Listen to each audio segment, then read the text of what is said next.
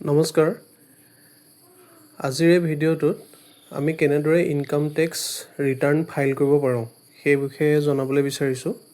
New tax regime অনুসৰি 12 লাখৰ তলত যদি এনুৱেল ইনকাম হয় তেওঁলোকে টেক্স দিব নালাগে আৰু এই ভিডিঅ'টো সেইসকলৰ কাৰণেহে প্ৰযোজ্য। প্ৰথমে যিকোনো ব্ৰাউজাৰ এটাত গৈ ITR লগইন বুলি টাইপ কৰি চাৰ্চ কৰক। তেতিয়া ইনকাম টেক্স ডিপাৰ্টমেণ্ট লগইন বুলি এটা ৱেবছাইট ওলাব। সেই ইনকাম টেক্স ডিপাৰ্টমেণ্ট লগইনটোত ক্লিক কৰক। তেতিয়া দেখিব ৱেবছাইটটোৰ ৰাইট ছাইডে ওপৰত লগইন আৰু ৰেজিষ্টাৰ দুটা আছে। লগইনটোত ক্লিক কৰক আৰু লগইনটো ক্লিক কৰাৰ লগে লগে আপোনালোকে তাত পেন নাম্বাৰ বা আধাৰ নাম্বাৰ দি পেলাই লগইন কৰিব পাৰিব। প্ৰথমতে নিজৰ পেন নাম্বাৰটো টাইপ কৰক। পেন নাম্বাৰটো টাইপ কৰাৰ পিছতে যেতিয়া আপোনালোকে অ'কে কৰি দিব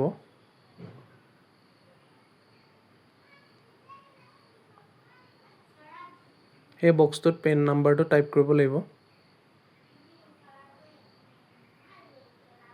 কণ্টিনিউ কৰিব। কণ্টিনিউ কৰি সেই বক্সটো টিক কৰি তাৰপিছত পাছৱৰ্ডটো টাইপ কৰিব।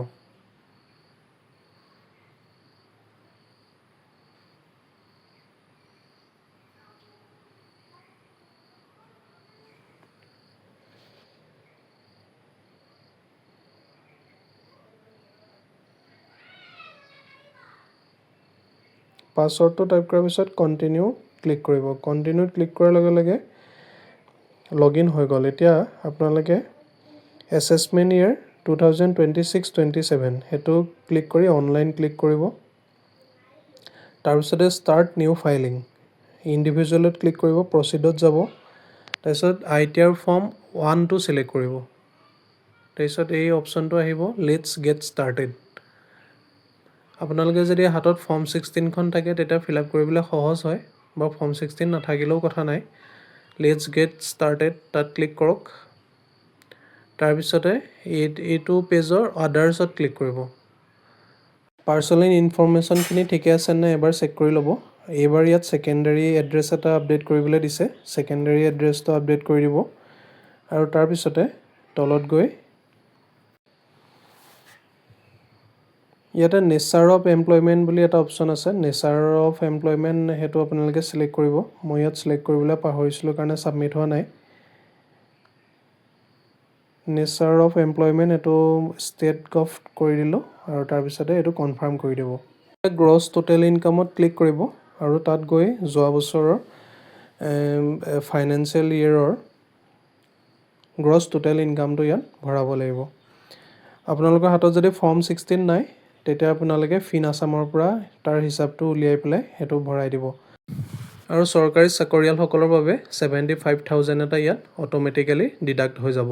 ইয়াত যদি আপোনালোকৰ ভাড়া ঘৰৰ পৰা আপোনালোকে পইচা পায় এইটো ফিল আপ কৰিব পাৰে ইনকাম ফ্ৰম হাউচ প্ৰপাৰ্টি, আৰু যদি নাপায় তেতিয়া সেইটো ফিল আপ কৰিব দৰকাৰ নাই। ইনকাম ফ্ৰম আদাৰ চ'ৰ্চেছ ইয়াত আপোনাৰ বেংকৰ পৰা যিটো আপুনি ছেভিংছ একাউণ্টত ইণ্টাৰেষ্ট পায় সেইটো ইয়াত দেখাই থাকে আৰু তাৰপিছতে এইটো কনফাৰ্ম কৰি দিব।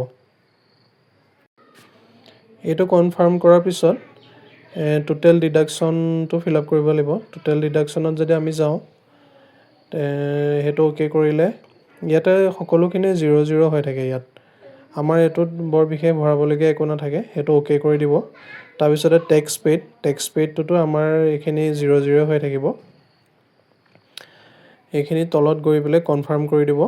ভেৰিফাই ইয়ৰ টেক্স লাইবিলিটিত গৈ এবাৰ গোটেইখিনি চেক কৰিব ঠিকে আছে নে নাই, আৰু তাৰপিছতে তলত কনফাৰ্ম কৰাৰ পিছতে প্ৰচিড টু ভেৰিফিকেশ্যন সেইটোত যাব। ইয়াতো এবাৰ চেক কৰিব। ইয়াতো চেক কৰাৰ পিছত যদি সকলোখিনি অ'কে হৈ আছে তেতিয়া তলত গৈ প্ৰচিড টু ছাবমিট ইয়ৰ ৰিটাৰ্ণ তাত যাব। তাত গৈ ইয়াতে এই বক্সটো ক্লিক কৰি প্লেচটো লিখিব আপুনি ক'ৰ পৰা এইখিনি ফিল আপ কৰি আছে, আৰু তাৰ পৰা প্ৰচিড টু ভেলিডেশ্যন সেইটোত গুচি যাব। তাৰপিছত প্ৰিভিউত গৈ পেলাই এবাৰ চাই ল'ব গোটেইখিনি ঠিকে আছে নে নাই। প্ৰচিড টু ভেলিডেশ্যনত গুচি যাব। তাৰপিছত প্ৰচিড টু ভেলিডেশ্যনত ক্লিক কৰাৰ লগে লগে ইয়াত আপোনালোকে কেইবাটাও ইয়াত অপশ্যন পাব কেনেদৰে আপোনালোকে ভেৰিফাই কৰিব। ভেৰিফাইত যাব। ভেৰিফাইত গৈ কণ্টিনিউ কৰিব।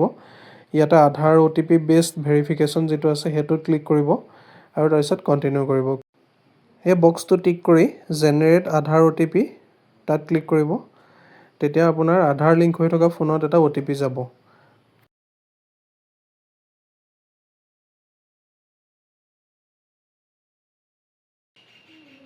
OTPটো ইয়াত ভৰাই তলৰ ভেলিডেট অপশ্যনত ক্লিক কৰিব। আৰু ভেলিডেট অপশ্যনত ক্লিক কৰাৰ লগে লগে ইয়াত ছাবমিট অপশ্যনত যাব। ছাবমিট অপশ্যনটোত ক্লিক কৰাৰ লগে লগে আপোনালোকৰ ITR ই-ফাইলিং ছাবমিশ্যন হৈ যাব।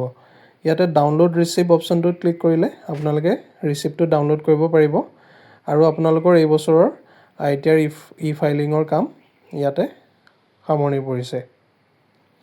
গতিকে এনেকুৱা ধৰণৰ ভিডিঅ'বিলাক পাই থাকিবলৈ মোৰ চেনেলটো ছাবস্ক্ৰাইব কৰিবলৈ নাপাহৰিব। ধন্যবাদ।